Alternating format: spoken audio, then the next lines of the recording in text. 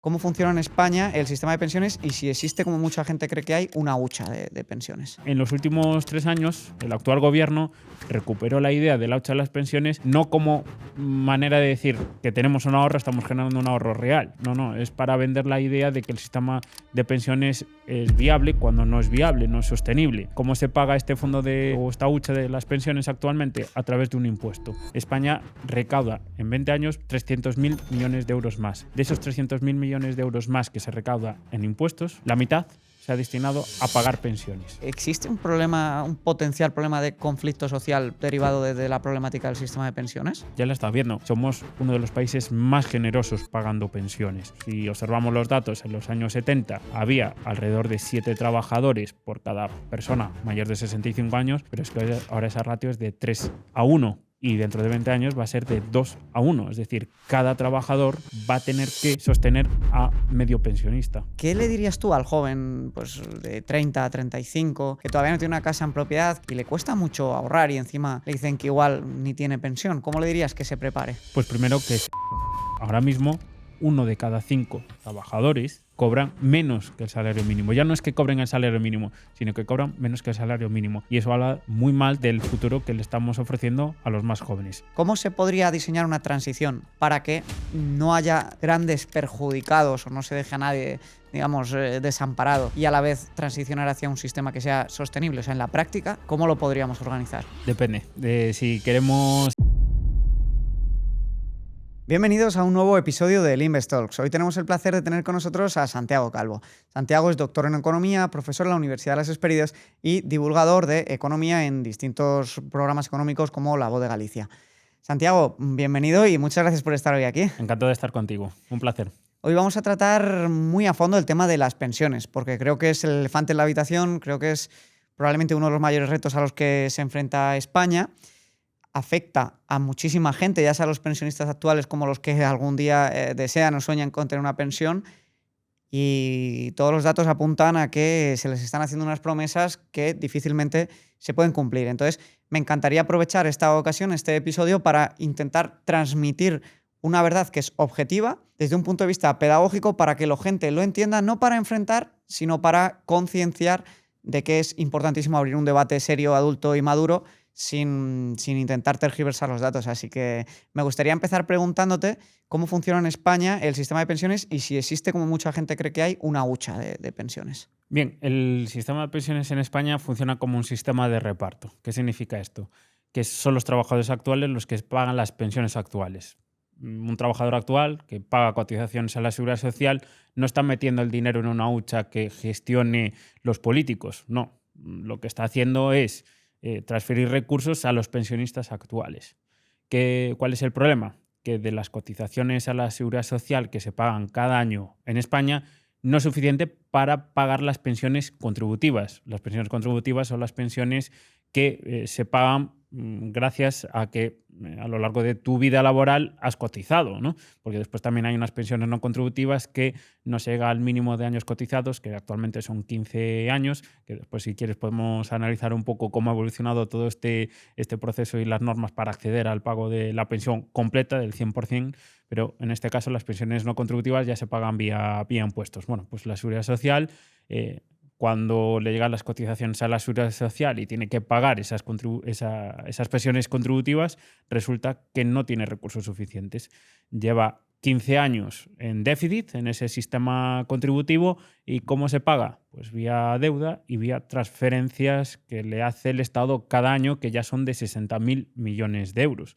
De hecho, ahora mismo, si cogemos las cuentas de las administraciones públicas, tenemos un déficit público de alrededor del 3%. Bueno, pues el déficit en el sistema contributivo es de alrededor del 4% del PIB. Es decir, que si no tuviésemos el déficit en el sistema contributivo, tendríamos unas administraciones públicas que tendrían unas cuentas saneadas. Es decir, por eso hablamos de que es el elefante en la habitación, porque es la administración pública o la partida de gasto más importante.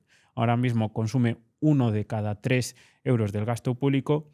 Y un hecho bastante interesante, y es que si analizamos cómo han evolucionado los ingresos públicos en los últimos 20 años, España recauda en 20 años 300.000 millones de euros más.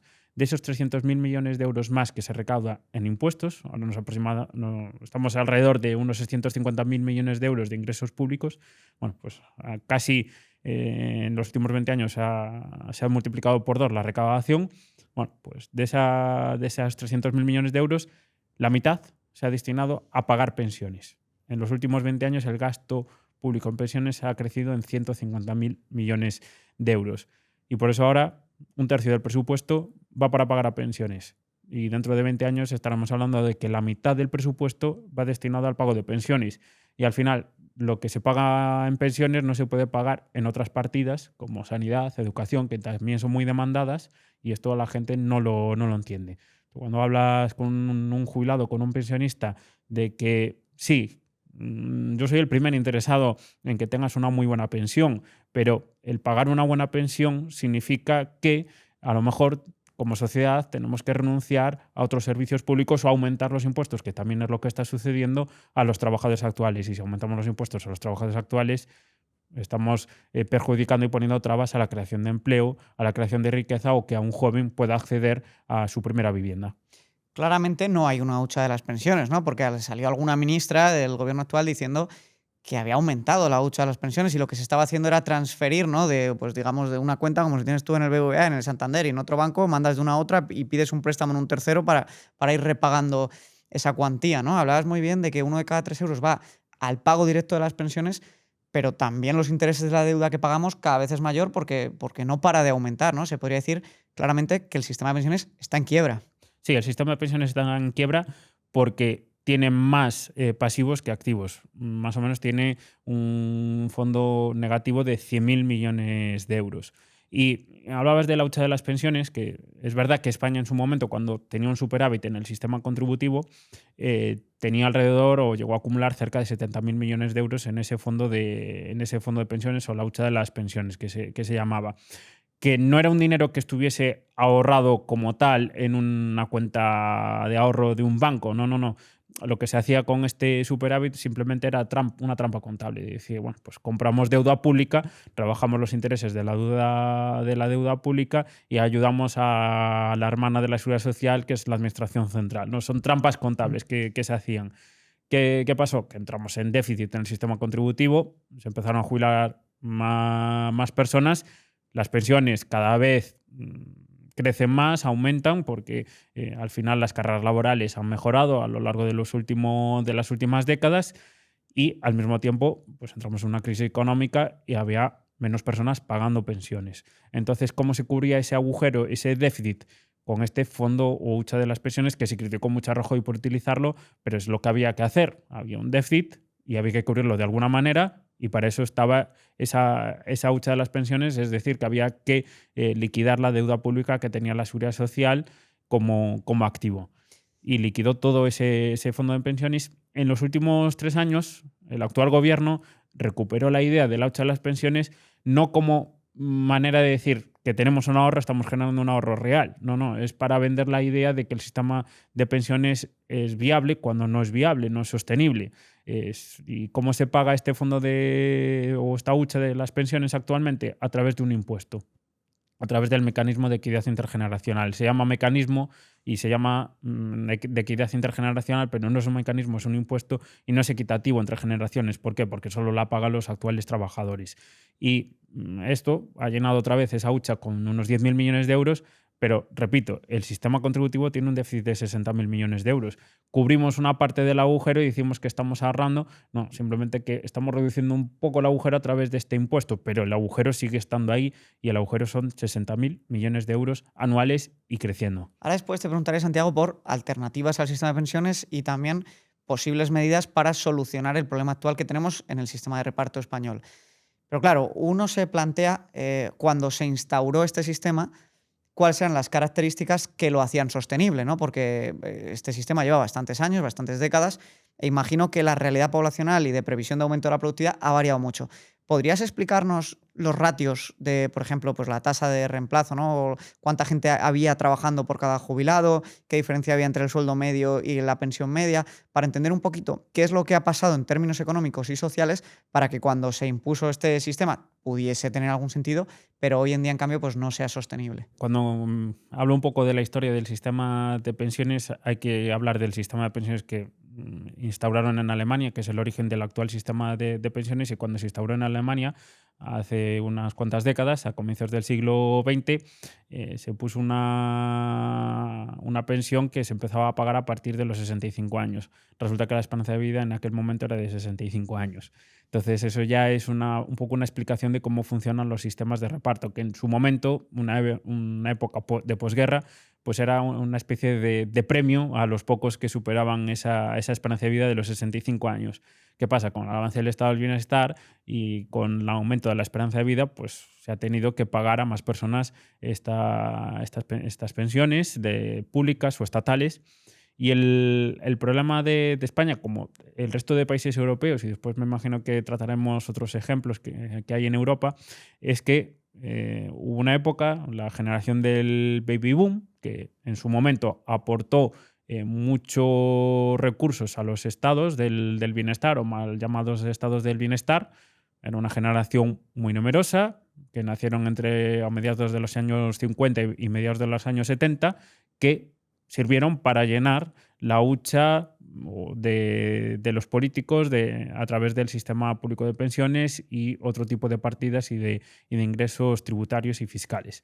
¿Qué pasa? Que ahora esta generación se está jubilando y hay que pagarles su pensión, y si observamos la pirámide poblacional, cada vez es más pequeña por la base, porque, entre otras cosas, la natalidad está descendiendo. Hay menos hijos por mujer. Por ejemplo, España, y además el problema que tiene España es que es uno de los países en el que la tasa o los hijos por mujer es menor. Estamos en torno a 1,1, cuando técnicamente la tasa de reemplazo es de 2,1. Bueno, pues estamos muy por debajo de esa tasa de reemplazo. Es algo generalizado a toda Europa y además estamos en unos niveles de envejecimiento preocupantes, y eso que España va con retraso. España va con retraso en unos 10 años en ese periodo o en esa generación del baby boom. Los problemas de envejecimiento que estamos teniendo actualmente en España los han tenido otros países hace 5 o 10 años. Entonces, España podría estar en una posición para mejorar su situación en el sistema público de pensiones. El problema es que tenemos unas pensiones muy generosas. La tasa de reemplazo, que es la ratio entre la pensión o la primera pensión que se cobra con respecto al último salario, es de en torno al 80%. Somos uno de los países más generosos pagando pensiones. Y esto pues podría tener sentido o podría ser sostenible cuando, si observamos los datos, en los años 70 había alrededor de 7 trabajadores por cada persona mayor de 65 años, pero es que ahora esa ratio es de 3:1. Y dentro de 20 años va a ser de 2:1. Es decir, cada trabajador va a tener que sostener a medio pensionista dentro de 20 años. Actualmente hay 3 trabajadores que sostienen una pensión, pues esa ratio va a ser de 2 trabajadores a una pensión.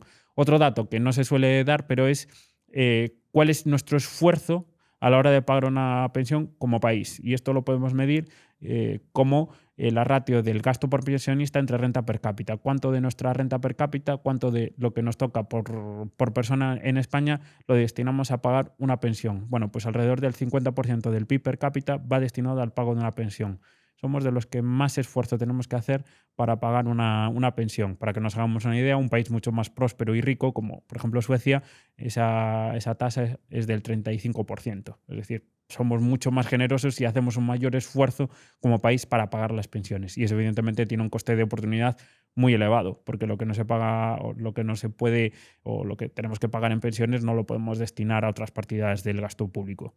Una de las conclusiones a las que llegarás es que es absolutamente imprescindible invertir y que mediante la inversión podrás conseguir tus objetivos personales y financieros muchísimo más rápido. Para ello quiero presentarte al sponsor del Investalks. Trade Republic te permite ahorrar con la máxima remuneración del Banco Central Europeo sin que quedarse margen en esta tasa de ahorro y además te da acceso a los mejores ETFs, acciones y fondos de inversión del mercado. Te dejo aquí abajo en la descripción el enlace para que puedas comprobar todas las ventajas que tienes por ahorrar y por invertir con Trade Republic. Los planes de inversión a largo plazo automatizados no tienen comisiones y las compras y ventas de acciones o ETFs sueltas tienen solamente 1 euro por compra y por venta. Tienes todas las condiciones en el enlace de aquí abajo. Seguimos. Es una barbaridad, ¿no? Y poniendo estos datos en perspectiva, si lo juntas con el hecho de que somos el top 1 o 2 de Europa con más paro juvenil y donde la riqueza media actualizada a la inflación de los jóvenes más ha decrecido y los salarios tan estancados que tenemos para los grupos poblacionales menos de 35 años, claro, te das cuenta del grave problema, ¿no? Porque si todavía no ha llegado lo peor y nuestros jóvenes ya están en uno de los peores puntos de partida,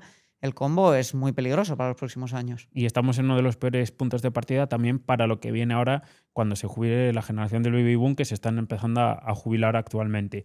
¿Por qué estamos en el peor punto de partida? Porque tenemos uno de las peores situaciones en cuanto al saldo de nuestras cuentas públicas. Hablábamos de un déficit del 3% y una deuda de más del 100%, pero es que el problema son las previsiones que tenemos de aumento del gasto público en pensiones. Ahora mismo gastamos en torno al 13% del PIB, cuando estamos en una posición intermedia en cuanto a envejecimiento. Esto ya habla de que estamos pagando unas pensiones muy elevadas para lo que hay en Europa, dado nuestro nivel de envejecimiento. Pero el problema es que España va a ser uno de los países más envejecidos de aquí a 20 años. Y en este caso el gasto público en pensiones va a pasar del 13% del PIB al 17% del PIB. Y este aumento de 4 puntos del PIB en gasto en pensiones, curiosamente, si lo observábamos hace 2-3 años, las previsiones de la Comisión Europea nos decía que nos íbamos a mantener estables en el gasto del 13% del PIB. ¿Qué ha sucedido en estos 2-3 años? Pues las reformas en el sistema público de pensiones introducidas por el actual gobierno, que básicamente significa indexar las pensiones al IPC, algo que no sucede en el resto de países europeos, porque al final un sistema de reparto, si quieres tener un sistema de reparto, está muy bien, pero tienes que actualizarlo en función de las variables que afectan al sistema público de reparto. No puedes pagar más de lo que corresponde. ¿Y qué variables son las que influyen en que se puedan pagar unas pensiones elevadas en un sistema de reparto? Bueno, pues la demografía, que ya vemos que la demografía no acompaña, y después, por otro lado, la evolución de la economía, de los salarios y del PIB per cápita.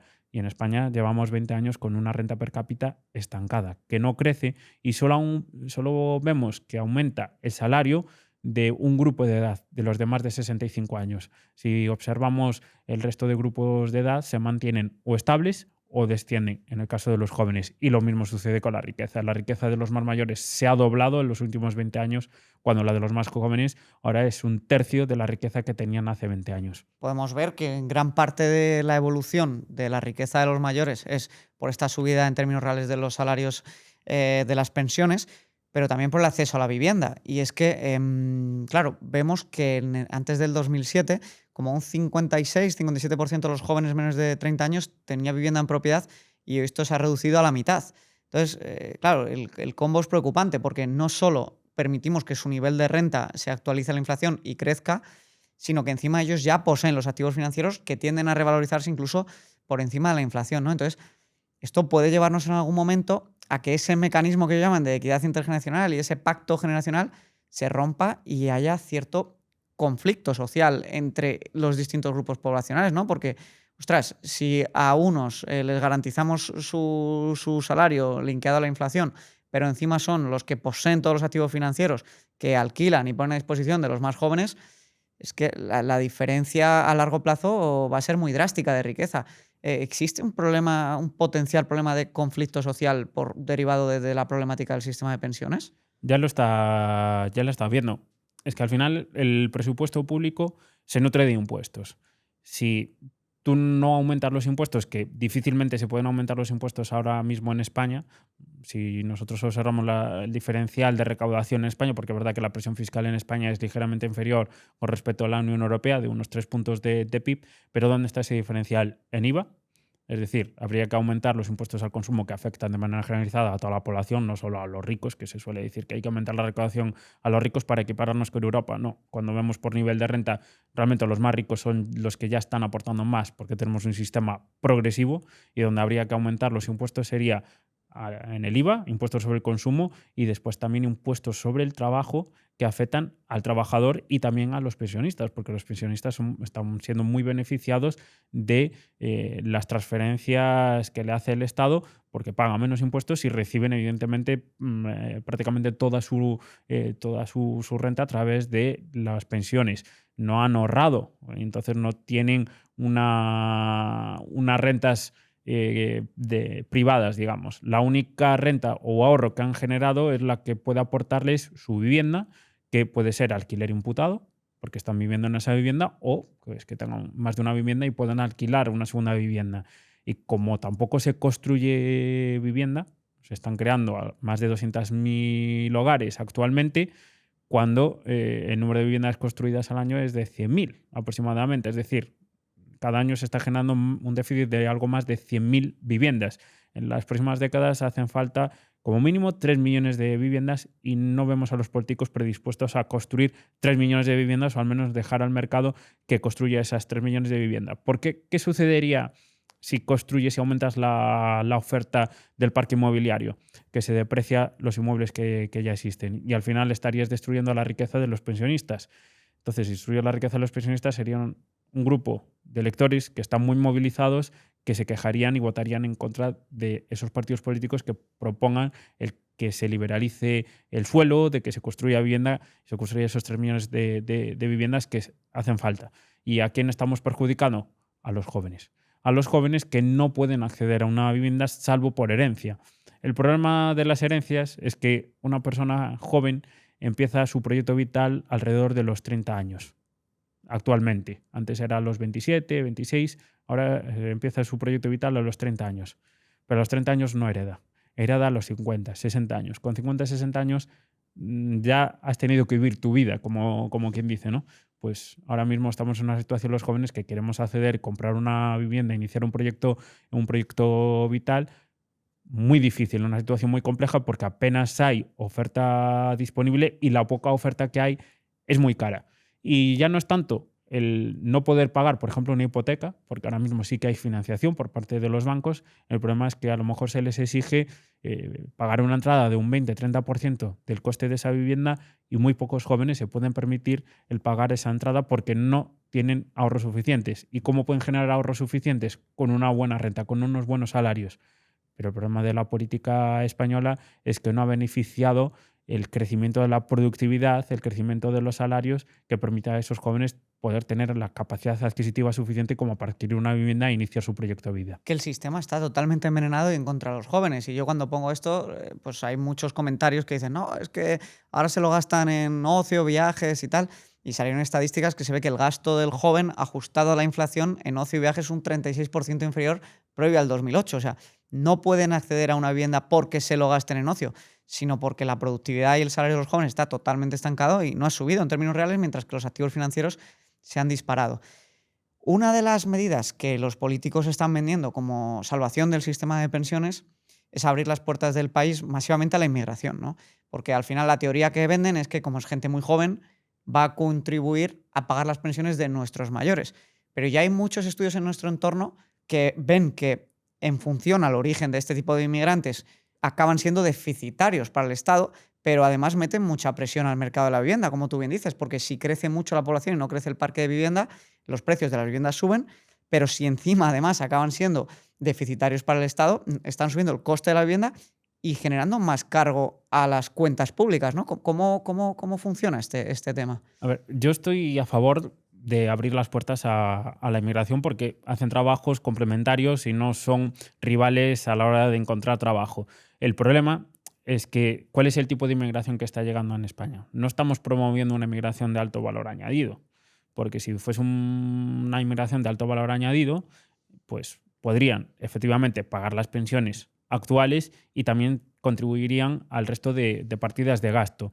Pero si uno analiza lo que sucede en otros países europeos que sí que han podido analizar estos datos investigadores, porque el problema de España es que no podemos hacer esos cálculos porque los investigadores no tenemos acceso a los datos desagregados por nacionalidades. Y esto no es lanzar ningún mensaje de odio ni mucho menos, sino simplemente conocer las realidades de país, cuáles son los problemas que tenemos y poder solucionarlos. No es generar un mensaje de odio. Como acabo de decir, yo estoy a favor de que lleguen cuantos más inmigrantes mejor, porque eso contribuye al crecimiento de la economía española, que ahora actualmente es verdad que estamos creciendo gracias a la inmigración, pero el problema es de sostenibilidad de las cuentas públicas. Y entonces, si vienen inmigrantes que son consumidores netos de recursos de los distintos políticas de gasto que ofrecen las administraciones públicas, pues evidentemente esa inmigración de cara al estado del bienestar no genera un beneficio neto, sino que está generando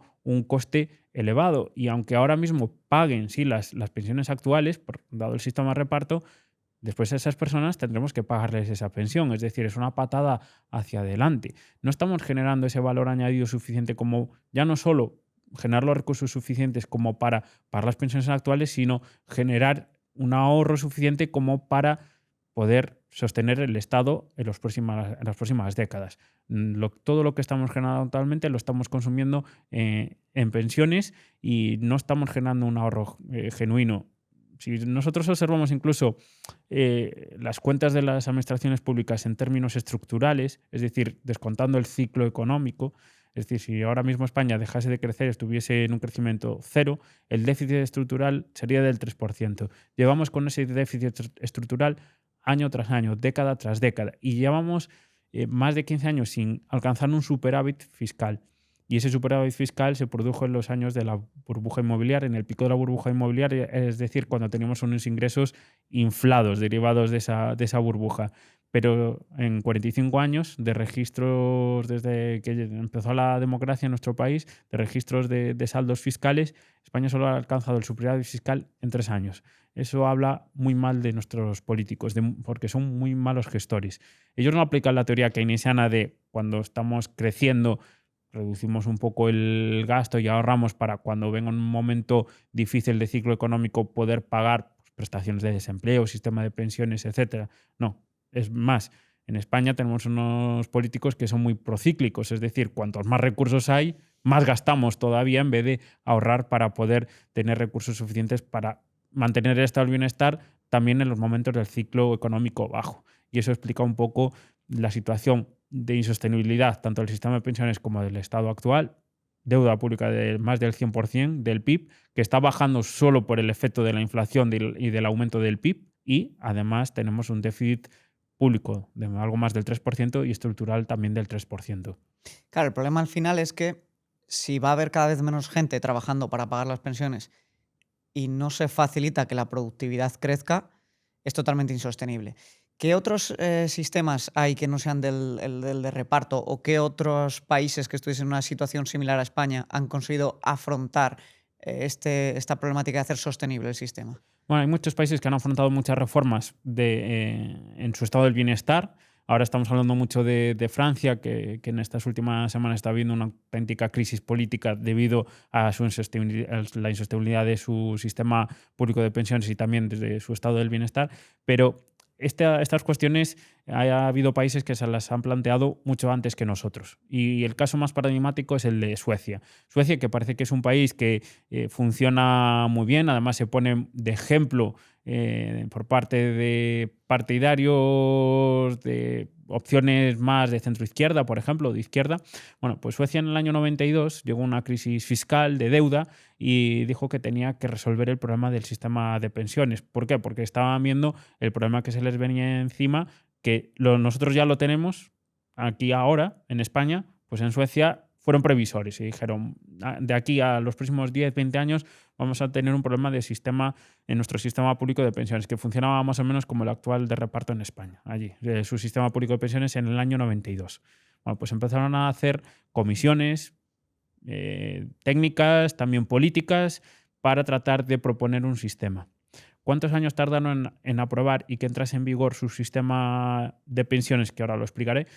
Pues 10 años. Se pasaron 10 años diseñando un sistema público de pensiones que fuese sostenible y que fuese justo entre generaciones. Pero cuando hablo de justo entre generaciones, no al estilo en España, que lo único que conocemos aquí para generar justicia entre generaciones es ponerle un impuesto a los jóvenes. No. Allí dijeron, tenemos que resolver este problema, que tengamos unas pensiones que sean sostenibles y que paguemos las pensiones, no las que nos gustaría pagar, porque evidentemente a todo el mundo nos gustaría poder pagar unas pensiones lo más altas posibles. Es que aquí nadie está hablando de que la gente mayor no tenga recursos para sobrevivir y subsistir. No. Lo que pasa es que tenemos que ser coherentes con nuestra capacidad adquisitiva, la capacidad adquisitiva de los trabajadores y nuestra capacidad como país para pagar unas pensiones tan generosas como las que estamos pagando ahora en España. Un dato que no he dado antes, pero por ejemplo, por cada euro cotizado, un pensionista recibe en promedio 60 céntimos más, 1,6 euros. Es decir, estamos dándole una tasa interna de retorno de alrededor del 6% a lo que ha cotizado. Eso no lo dan ni los mejores sistemas privados de pensiones de capitalización. Es decir, tenemos un sistema de pensiones muy generoso. Y esto, estoy hablando de un promedio, pero es que las pensiones menos generosas que tenemos en España, que pensamos a una persona que haya cotizado o tenga una pensión muy pequeña, bueno, pues esa persona, en promedio, el sistema le da, por cada euro que ha cotizado, 30 céntimos más adicionales. Es decir, la peor persona del sistema público de pensiones está teniendo también una tasa interna de retorno muy elevada, muy por encima de muchos fondos de pensiones que tenemos actualmente para aquellos que sí que puedan ahorrar y puedan complementar la pensión pública con un poco de pensión privada, ¿no? Bueno, pues volviendo al caso de Suecia, ¿qué entró en vigor en el año 2003 en Suecia? Bueno, pues por un lado, un pilar que es un sistema de reparto, sí, pero que tenía en cuenta la evolución del ciclo económico y además muy transparente, porque ellos calculan una ratio de activos versus pasivos del sistema de pensiones, saben cada año, calculan cada año cuánto reciben por prestaciones, cuánto van a recibir por cotizaciones a la seguridad social y cuánto tienen previsto gastar. Entonces tienen ahí una ratio que en el momento en el que los pasivos superen a los activos, ponen un freno a cómo va evolucionando el pago de pensiones y reactualizan las pensiones a la baja. Es verdad que eso solo ha sucedido durante 2 años, han aplicado ese freno porque han sabido hacer un sistema sostenible. Pero si no es sostenible, es decir, si tiene más pasivos que activos, el sistema automáticamente se frena y pagan pensiones más bajas. Y también tienen en cuenta la esperanza de vida. Hacen un cálculo actuarial y si la esperanza de vida crece, ¿no?, pues tienen que pagar una pensión menor, porque te van a pagar durante más años, entonces no te pueden seguir pagando lo mismo. Aquí en España no sucede, independientemente de los años que vivas, que afortunadamente en España tenemos una de las esperanzas de vida más elevadas. Un dato curioso que España hasta el año 2023 era el país de la Unión Europea con mayor esperanza de vida, ya no es el país de la Unión Europea con más esperanza de vida. Hemos perdido 2 posiciones en ese ranking de esperanza de vida durante este último año. Pero dicho lo cual, seguimos pagando unas pensiones muy generosas a lo largo de todo la esperanza de vida de una persona cuando llega a los 65 años y no recalculamos su pensión en función a que va a vivir más años. En Suecia sí que lo hacen. ¿Por qué? Porque pagan las pensiones que se pueden permitir. Y después también tienen una parte de capitalización individual, privada, para complementar la pensión a través de planes de empresa, cosa que no sucede en España, que se podría hacer. El problema que tenemos ahora mismo en España es que hemos aumentado tanto las cotizaciones a la seguridad social, somos uno de los países en los que más cotizaciones pagamos, tanto empresarios como empleados, pero especialmente los empresarios. Ahí es donde está verdaderamente el diferencial. En este caso sí que España pagamos más que en el resto de Europa. Y claro, dejas poco margen a que la empresa te pueda complementar la pensión pública con una pensión privada de empresa. Entonces eso explica un poco la situación, la grave situación que tienen los trabajadores españoles con respecto a los trabajadores en Suecia. En Suecia el esfuerzo que hacen a la hora de pagar pensiones es menor, pero es que se están pagando las pensiones que sí que se pueden permitir ellos como país, a diferencia de lo que está sucediendo en España. Además, yo creo que es un mensaje que hay que transmitir a la población, ¿no? Es decir, igual que un padre de familia o una madre de familia sabe que no puede endeudarse más de la cuenta para las vacaciones, para un coche y se tiene que comprar la vivienda que se puede permitir, por desgracia, un Estado no debería de hacer lo mismo. Esto es muy importante. Entonces, yo te quería preguntar, aparte del caso de Suecia, últimamente ha sido muy notorio en redes el caso de Dinamarca, donde con unas finanzas públicas mucho más sólidas que las españolas, ya han dicho que a partir de 2040 se retrasa la jubilación pues hasta los 70 años, ¿no? Y eso es ahora, porque ya vemos cómo van lanzando globos sonda y van jugando con la información poquito a poco para que supongo que no estallen los pensionistas, ¿no? ¿Qué ha ocurrido en Dinamarca y si esto es un preludio de lo que puede llegar a ocurrir en España? Como ya decía, España va con retraso en cuanto a la generación del baby boom unos 10 años aproximadamente con respecto a lo que ha sucedido en Europa. Y en Dinamarca al final lo que estamos viendo es el futuro de lo que va a suceder en otros países y en este caso en España. Lo estamos viviendo ahora también en Francia, que también están con ese debate. ¿Qué pasa? Que los países nórdicos, aunque es verdad que son muy generosos con su sistema o estado del bienestar, el problema o lo bueno que también tienen es que son rigurosos. Entonces, quieren tener un estado del bienestar, pero que el estado del bienestar se mantenga durante muchos años.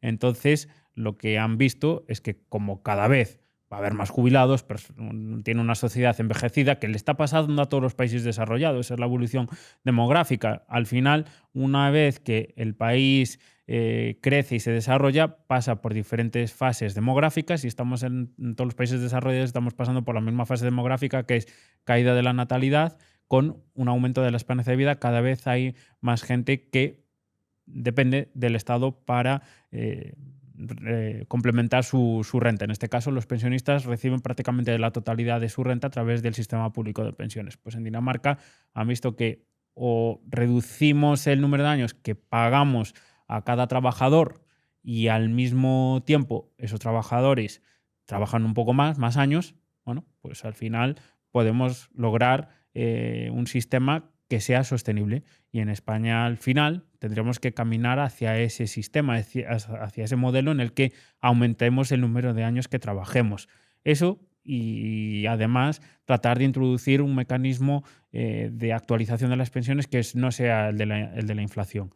Porque sí, está bien que se actualicen las pensiones y podemos hablar o discutir de que las pensiones mínimas pues, que se actualicen con la inflación, pero las contributivas, por ejemplo, ahora mismo no nos lo podemos permitir, porque la mayor parte del aumento del gasto público que comentaba antes, la mitad del gasto público que ha aumentado durante estos últimos años ha sido debido a las pensiones y en parte por la actualización de las pensiones con arreglo al IPC, a la inflación.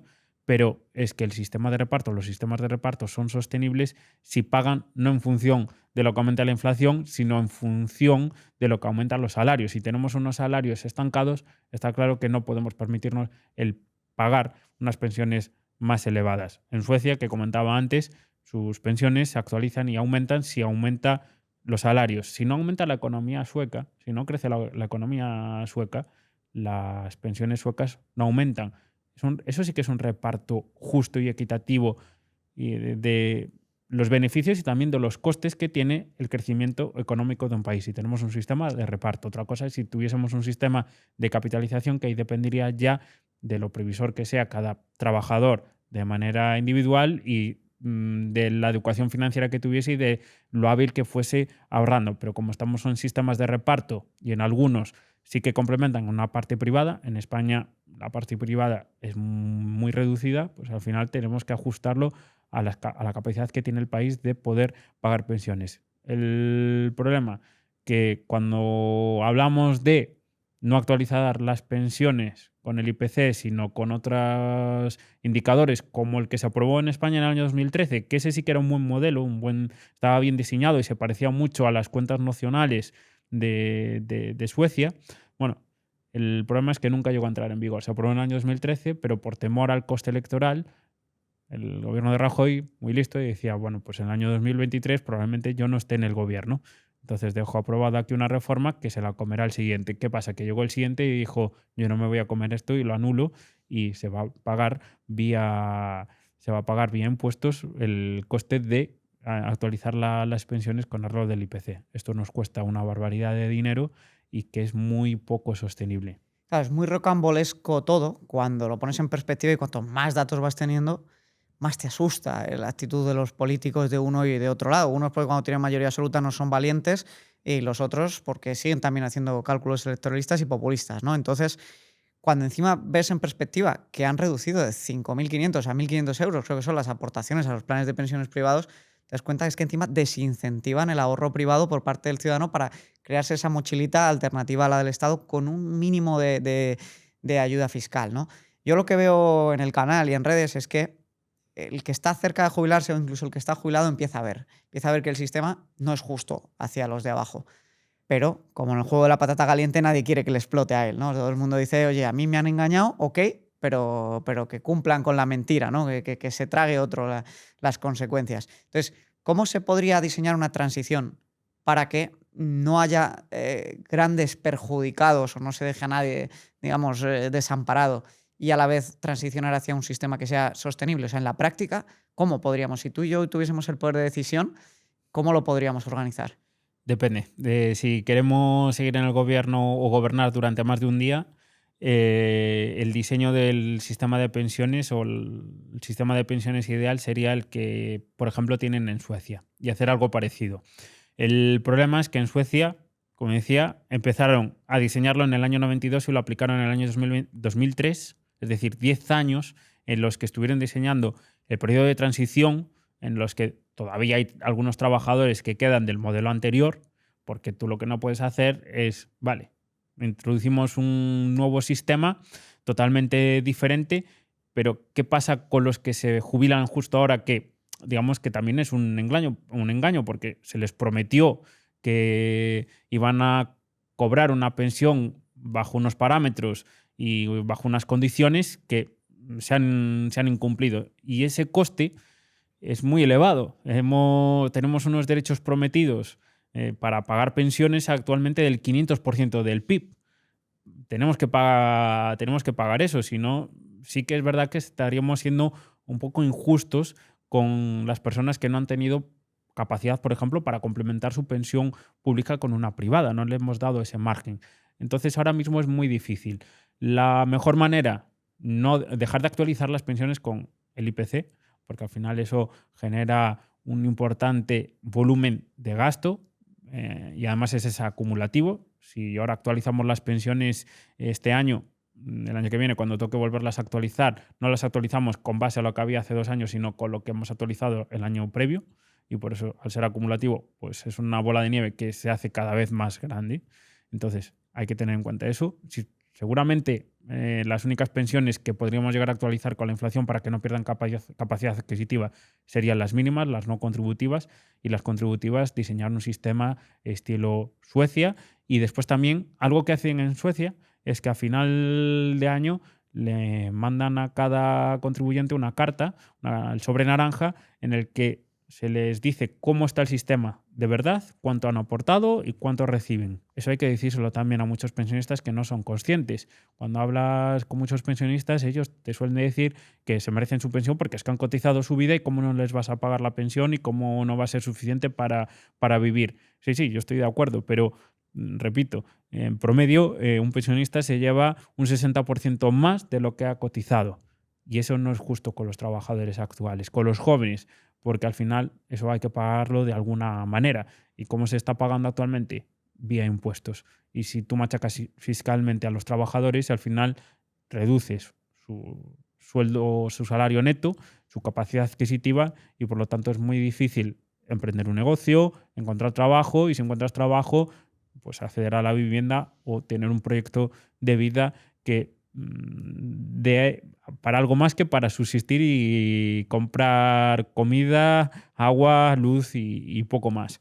Claro, ese es el problema al que se enfrentan los jóvenes, que tienen los salarios están súper estancados, paro juvenil alto. Y claro, cuando les mandamos el mensaje de que se preparen porque igual a ellos les explota la patata caliente del sistema, te das cuenta que están en una mala situación para prepararse, porque son los que más sufren toda esta subida de la carga impositiva, con los salarios estancados y sin acceso a los sistemas, a los mercados financieros, porque las casas se les quedan muy lejos por el coste de la entrada. Y bueno, yo creo que la única alternativa que les queda es un poco el ahorro vía oro, Bitcoin, acciones, fondos indexados, que sí que puedes empezar con poquito a poco e ir haciendo esa mochila que vaya generando interés compuesto y que vaya creando patrimonio, ¿no? ¿Qué le dirías tú al joven, pues, de 30 a 35, que todavía no tiene una casa en propiedad, que ve cómo la productividad está totalmente destrozada en España y le cuesta mucho ahorrar y encima le dicen que igual ni tiene pensión? ¿Cómo le dirías que se prepare? Pues primero que se eduque, que se eduque financieramente para conocer las diferentes herramientas que hay para poder ahorrar y poder tener un complemento, ya no solo para su futuro de cara a una hipotética jubilación, si después la pensión en términos nominales pierde poder adquisitivo y aunque recibe en términos nominales una pensión que pueda parecer elevada, después tiene escasa capacidad de compra, sino también para el presente. Y el problema que tenemos en España, uno de los grandes problemas que tenemos en España es el sistema educativo, que no funciona. Hay una desconexión total entre educación y mercado laboral. Entonces yo le diría a ese estudiante que se anime a estudiar y estudiar hoy en España o aprender de mercados financieros, por ejemplo, no es algo que sea muy costoso. Tenemos canales como el tuyo y muchos otros en los que se puede aprender mucho de finanzas personales. Y después también tenemos iniciativas, como tengo la suerte de estar en la Universidad de las Hespérides, con muchos cursos de posgrado, ya no solo másters oficiales que te enseñan a ahorrar e invertir mejor. Entonces, lo primero es una buena base educativa para saber cuáles son las oportunidades que tienes y que te pone a tu disposición el mercado. Y después ya dentro de eso también tener unos buenos asesores, porque por mucho que tengamos unos buenos conocimientos, unas buenas bases, el mercado es muy complejo y no todo el mundo gana. Entonces hay que tener cuidado con cómo se ahorra. No es una panacea el ahorrar en los mercados financieros porque puede ser que sin experiencia previa pierdas dinero, no ganes dinero. Pero yo creo que lo más importante es eso. Y después cambiar un poco la mentalidad del país. Y no tanto votando a los partidos políticos actuales, porque es verdad que los partidos políticos actuales tienen muchas prebendas,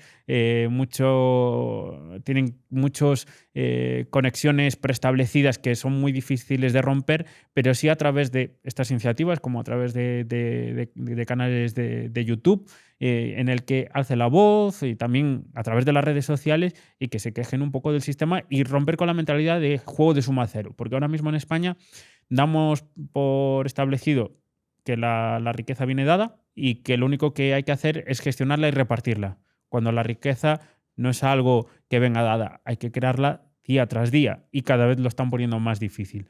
Por ejemplo, a través de normas, de burocracia. Cada año en España se aprueban 12.000 normas al año. Las diferentes administraciones públicas. Muchas de ellas se solapan. Por ejemplo, ahora venimos de conocer que se les va a exigir a las empresas de toda España utilizar el catalán para atender a los ciudadanos. Con todo el respeto, está bien atender al ciudadano en su lengua de origen, pero puede tener sentido en Cataluña, pero fuera de Cataluña no sé hasta qué punto eso es necesario. Pero lo que sí que hace es añadir costes innecesarios para la iniciativa empresarial. Y a lo mejor el coste en formar a trabajadores en catalán y poder atender y crear la infraestructura para atender a todos tus clientes en catalán, se está comiendo dinero que se podría utilizar para invertir.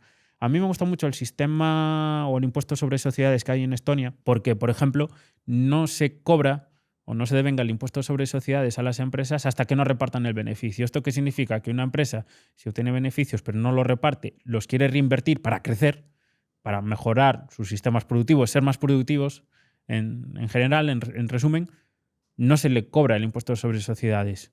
Eso, por ejemplo, es una buena medida en términos fiscales para mejorar la capacidad productiva del país, que es precisamente lo que necesitamos. Pero eso no veo en la agenda política ese tipo de reformas, sino todo lo contrario, en aumentar la burocracia. No estamos preparados para la inteligencia artificial, que es la innovación que está y que se espera que sea la gran tecnología revolucionaria de las próximas décadas, pero sí que en España sí que somos muy innovadores con algo, en crear agencias de supervisión. Tenemos la primera agencia de supervisión de la inteligencia artificial en Europa, cuando al mismo tiempo no tenemos ninguna empresa puntera de inteligencia artificial, salvo una pública que se creó hace un año, que no tiene ningún tipo de, o no es conocida o reconocida mundialmente por avances en la inteligencia artificial, ni mucho menos. De hecho, ha habido titulares de prensa y noticias relacionadas con esa empresa de inteligencia artificial pública que precisamente lo que está creada muy deficientemente y con tecnología muy rudimentaria en cuanto a modelos que se aplican de inteligencia artificial. Es decir, vamos mal, tarde, arrastro y aún por encima dificultamos, le ponemos trabas a todo aquel que cree riqueza. Además, es que este ejemplo que pones del impuesto de sociedades en Estonia me parece ultra práctico porque te permite, como empresario, decir tú dónde poner el capital para generar el mayor crecimiento de la empresa y acabar pagando más a tus empleados, porque que nadie se confunda. El empresario no paga lo que quiere al trabajador, paga lo que le genera y el equilibrio de mercado. Entonces, cuanto más productivas sean las empresas de un país, más tendrán que ir pagando porque el talento humano será más valioso y te tocará pagar más para que no se te vayan tus empleados a la competencia. Entonces, esta medida me parecería fantástica. El problema es que tenemos un Estado que cada vez quiere tener más peso, ¿no? en la decisión y en el qué hacer de los ciudadanos y de sus empresas. Y luego parece que reparte cierto dinero público como si fuese migajas para solucionar los problemas de productividad, por ejemplo, porque con las ayudas estas de la Unión Europea, el kit digitalizador que se le llena al gobierno la boca, hay un fraude tremendo y a mí me escriben todas las semanas decenas de mensajes, agencias de marketing diciendo que comparten conmigo la ayuda que da el gobierno de la Unión Europea del kit digitalizador si les consigues clientes. Y acaban regalándole portátiles a la gente porque el portátil cuesta 1.000 euros y se quedan los otros 1.500 o 2.000 de la ayuda y al cliente le hacen una página web y entonces te das cuenta del fraude que hay y lo poco eficiente que es el gasto del dinero público, que estaría infinitamente mejor en manos del empresario, que no se lo quiten bien impuestos, para que pueda reinvertir en crecimiento y en pagar a esos trabajadores, ¿no? ¿Qué otras reformas pro productividad introducirías tú en España para que el empresario pueda prosperar más y pagar mejor a sus trabajadores? Pues comentaba antes que cada año se aprobaban unas 12.000 normas anuales en España. Esto en número de páginas es más de 1 millón de páginas que se aprueban, que salen publicadas en el boletín oficial del Estado y en los boletines de las comunidades autónomas. Eso genera un coste de cumplimiento enorme. Pero, ¿quiénes son las empresas que más lo están pagando? ¿A qué empresas les genera un mayor esfuerzo pagar el cumplimiento de esas normas? A las pequeñas y medianas empresas, que justamente son las que tienen que mejorar sus procesos productivos para volverse grandes. Una empresa se vuelve grande porque es productiva, no porque sea grande después se vuelve productiva. El camino es inverso. Y para que se vuelva productivo, lo que no puedes hacer es ponerle trabas tras trabas y normas para mover incluso un papel, porque eso es insostenible y no consigue mantenerlo. Hay estudios muy buenos del Banco de España que demuestran que efectivamente las pequeñas y medianas empresas tienen unos costes de gestión y cumplimiento enormes que son las que están pagando toda esta burocracia. Entonces, una de las reformas necesarias que tenemos, además de una reforma del sistema fiscal español por completo, es el de reducir la burocracia. Muchos países, por ejemplo Canadá, que no es un país tampoco que lo podamos tildar de pro libre mercado, pero también ha sido consciente de esto y ha aprobado normativas por cada norma que se aprueba, eliminar o suprimir 2 o 3 normas. Pues eso también habría que verlo, o al menos analizar cuál es el coste económico que tienen las normas que se aprueban para las empresas y tratar de si va a generarlo un coste a las empresas, pues tratar de complementárselo por otro lado, bajándole impuestos o eliminándoles otras normativas. ¿Por qué no? Porque si no, de lo contrario, lo que estamos conduciendo es que a las empresas se les ahoga, a las pequeñas y medianas empresas, que tienden o a desaparecer o a pagar salarios más reducidos porque no son capaces de aumentar la productividad. Y las únicas que pueden mantenerse más o menos en el sistema son las grandes empresas, pero las grandes empresas son las que están condicionando también muchas veces a través del capitalismo de amiguetes, que se suele decir, condicionan las normas para precisamente matar a la competencia. Es curioso, ¿no? Entonces, aquí lo que hay que hacer es eliminar la burocracia, cuanto menos burocracia mejor, porque, por ejemplo, los índices de libertad económica o de esfuerzo a la hora de cumplimiento normativo, España está a la cola entre los países desarrollados. En Estados Unidos, un 75% de los nuevos millonarios lo consiguen sin ayudas de terceros y sin herencias. Pero en España es a la inversa. La mayoría de millonarios que hay en España es por herencia. Y este dato es muy triste, ¿no? Y había una frase, ¿no?, que decía que teníamos todavía unas regulaciones laborales de la época de Franco. ¿Esto es verdad? Sí, es totalmente verdad. Y una de las explicaciones que ayuda a entender el fracaso del mercado laboral y por qué somos líderes en tasa de desempleo, que curiosamente hace 10 años no éramos el país líder, éramos los segundos, es verdad. Era Grecia el país líder, pero que Grecia ha implementado ciertas reformas y está reduciendo su tasa de paro. Nosotros seguimos en tasas de paro por encima del 10% y el gobierno habla de que estamos muy bien, que va la economía como un cohete cuando somos líderes en tasa de paro en general, juvenil, de mujeres. Da igual la tasa de paro que miremos, pero somos líderes en desempleo, desafortunadamente. A mí no es la clasificación que me gustaría liderar. Me gustaría liderar muchas otras clasificaciones como la de libertad económica, por ejemplo, porque está demostrado que los países con mayor libertad económica son capaces de ofrecer una mayor prosperidad a sus ciudadanos, un mayor bienestar. En España no somos líderes en cuanto a iniciativa empresarial, en cuanto a innovación. Matamos la innovación y aún por encima el Estado, cuando invierte, lo invierte mal.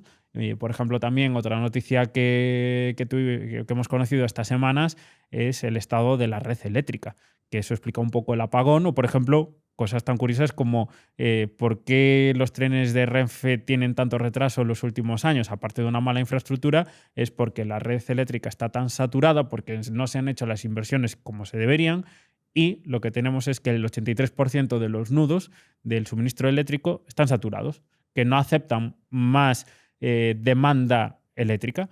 Y tenemos muchos proyectos empresariales que podrían ser interesantes, alrededor de 60.000 millones de euros solo en el año 2024 de proyectos empresariales que no se pueden conectar a la red porque la red está saturada. Pues ese tipo de inversiones que te preguntas, cuando España tenía una situación fiscal algo mejor, durante la época de la burbuja inmobiliaria, no se aprovecharon esos recursos. Y ahora que hablamos de que la economía española va como un cohete porque estamos atrayendo mucha mano de obra poco cualificada de fuera, que eso evidentemente, cuanto más gente seamos produciendo, el PIB crece, pero no está creciendo ni la productividad ni el PIB per cápita. El PIB per cápita, decía antes, lleva estancado más de 20 años. Estamos en términos de convergencia europea al igual que hace 20 años. No hemos convergido nada con la Unión Europea y estamos por debajo de la renta media europea. Eres coautor de un libro, ¿no?, que es algo así como que no te engañe, ¿no? ¿Cómo es el título exactamente? Que no te engañen, es un repaso a las falacias a la derecha y a la izquierda, porque es verdad que existen falacias económicas tanto a la izquierda como a la derecha. Por ejemplo, la idea de que el salario mínimo pues ayuda a los más necesitados. Bueno, cuando analizamos con Álvaro Martín, que es mi coautor, analizamos la situación del salario mínimo, resulta que cualquier estudio que escojas tiende a analizar que los mercados laborales se tensionan debido al aumento del salario mínimo y sobre todo lo pagan las pequeñas y medianas empresas. El coste es tremendo para las pequeñas y medianas empresas. Es verdad que en sectores en los que hay grandes empresas, que hay poca competencia, el salario mínimo no tiene efectos negativos sobre el empleo, pero eso no es lo que sucede en España, ¿no? De hecho, ahora curiosamente, cuando hablamos también de la poca capacidad de compra que tienen los más jóvenes, en gran parte se explica porque ahora mismo 1 de cada 5 trabajadores cobran menos que el salario mínimo. Ya no es que cobren el salario mínimo, sino que cobran menos que el salario mínimo. Y el salario modal, es decir, el salario más común en la economía española, es el salario mínimo. Está en alrededor de los 15.800 euros. Y eso habla muy mal también del futuro que le estamos ofreciendo a los más jóvenes. Claro, si el salario mínimo funcionase, yo no entiendo por qué en la votación en Suiza lo rechazaron hace muy poquito, ¿no? En un país que le va mucho mejor económicamente que a España, y una población más madura pues decidió rechazar esta medida de imponer un salario mínimo. También otro tema respecto al mercado laboral que a mí siempre me llama mucho la atención y que incluso como empresario te complica mucho el camino en España, es el tema del despido, porque tú partimos de la base que como empresario nunca quieres despedir a alguien porque inviertes mucho tiempo y dinero en formarle y no es agradable tener que despedir y siempre va a ser la última medida que quieras tomar. pero cuando vas acumulando trabajadores y van ampliando el tiempo en el que está en la empresa, te va haciendo una especie de dinosaurio que te complica mucho moverte por esa carga incluso de potenciales despidos que te puede llevar a la quiebra en un momento dado si no puedes aligerar y adelgazar en una época de crisis económica, ¿no? Y países que no tienen indemnización ninguna al despido, como en Estados Unidos, no tienen paro prácticamente, tienen pleno empleo. En cambio, España no. Entonces, yo creo que más adelante podremos hacer otro episodio, si te apetece, sobre este tipo de falacias y traer un poquito más de educación financiera, porque yo creo que una manera de poder ir poco a poco superando estos problemas de populismo económico que tenemos en el país es haciendo que el votante sea más consciente de las decisiones que toma. Entonces, Santiago, darte las gracias por estar hoy aquí. Gracias a ti. Animo a todo el mundo a que te eche un vistazo. Voy a dejar abajo el informe del día D de las pensiones de la Universidad de las Hespérides, tu libro y tu perfil de Twitter para que puedan conocerte y seguirte, y ojalá que poder volver a verte en el canal pronto. Muchísimas gracias, un placer estar contigo.